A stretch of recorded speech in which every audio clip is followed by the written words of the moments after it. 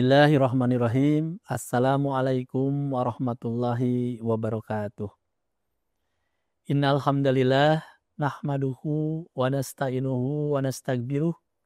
Ashhadu alla ilaha illallah wa ashhadu anna Muhammadar Rasulullah. Allahumma sholli ala sayyidina Muhammad wa ala ali sayyidina Muhammad. Pertama dan yang utama, marilah kita panjatkan puji syukur kita kepada Zat Ilahi Robi, yang mana sampai pada kesempatan kali ini kita masih dikaruniai iman dan Islam, serta kesehatan. Salawat dan salam semoga selalu tercurahkan kepada pimpinan kita, Kanjeng Rasulullah SAW, yang insya Allah akan memberi syafaat kepada umatnya di yaumil akhir nanti. Saudara-saudara sekalian, pada saat ini umat Islam sedang menjalankan atau menunaikan ibadah puasa. Mana ibadah puasa tersebut dijalani 1 bulan penuh. Baik itu yang 28 hari, 29 hari, atau 30 hari.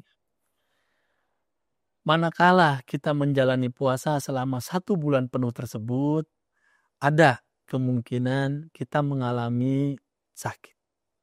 Terutama mungkin sakit gigi yang berhubungan dengan cara makan kita. Makan kita di Indonesia biasanya dilewatkan melalui mulut yang normal itu.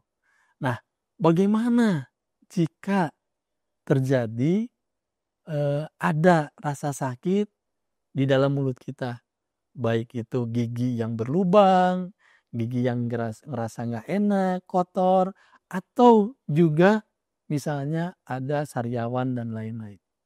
Nah, banyak yang bertanya kepada kita, kepada kami, apakah melakukan perawatan atau dilakukan perawatan ke dokter gigi pada saat puasa itu bagaimana hukumnya?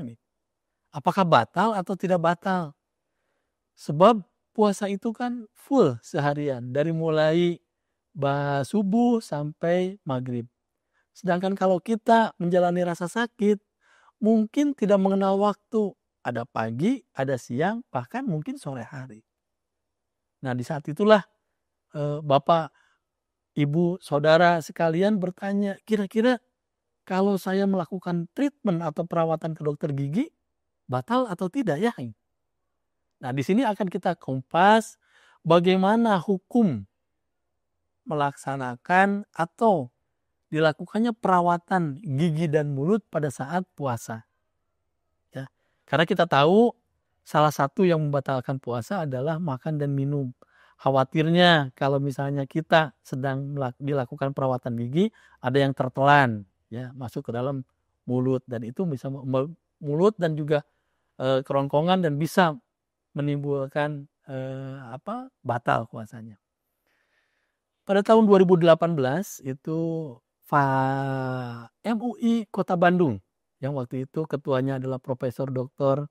Kiai Haji Miftah Farid, memberikan fatwa ya kepada PDGI Kota Bandung bahwa beberapa tindakan gigi dan mulut pada saat puasa itu bisa dilakukan apabila kita melakukan tindakan-tindakan di bidang kedokteran gigi. Misalnya, bagaimana hukum dari scaling pada saat puasa?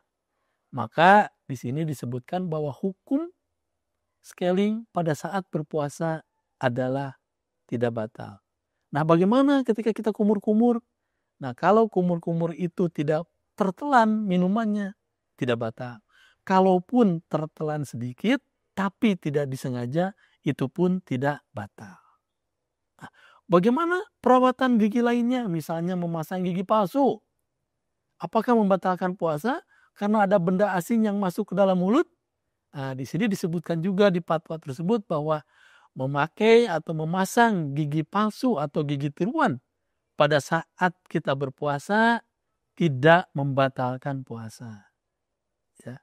Bagaimana dengan kumur-kumurnya bolak-balik pada saat kita memasangkan gigi palsu awal-awal, itu juga tidak membatalkan puasa. Kalaupun tertelan sedikit, tapi tidak sengaja, itu pun tidak membatalkan puasa. Terus bagaimana kalau yang pencabutan pada saat kita melaksanakan puasa, itu pun dalam fatwa tersebut tidak membatalkan puasa. Ya, tidak membatalkan puasa. Bagaimana dengan suntikan anestesi? Itu juga tidak membatalkan puasa. Ya, yang penting pada saat tindakan anestesi dokternya hati-hati.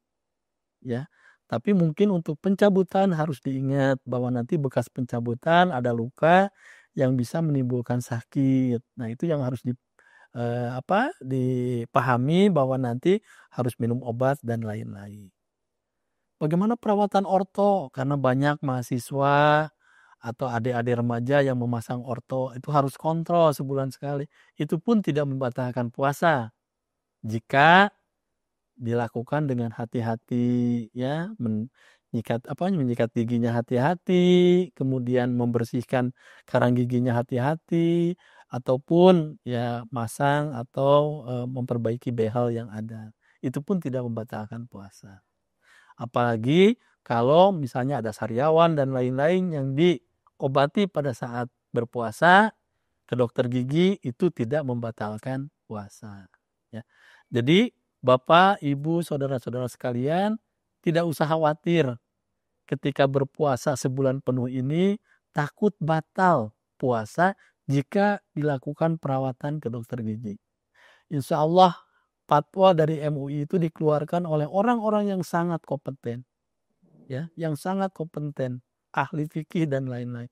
Sehingga insya Allah hasilnya akan mungkin walaupun fatwa ini dikeluarkan oleh oleh Majelis Ulama Indonesia Kota Bandung, insya Allah fatwanya bisa menjamin bahwa kita tidak batal puasanya.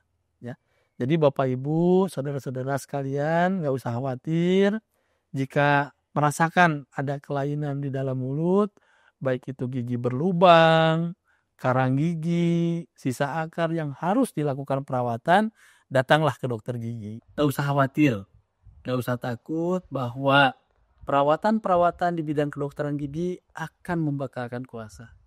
Karena sudah diberikan fatwa oleh Majelis Ulama Indonesia Kota Bandung pada tahun 2018 yang menyatakan bahwa tindakan-tindakan di bidang kedokteran gigi pada saat berpuasa itu insya Allah tidak membatalkan puasa.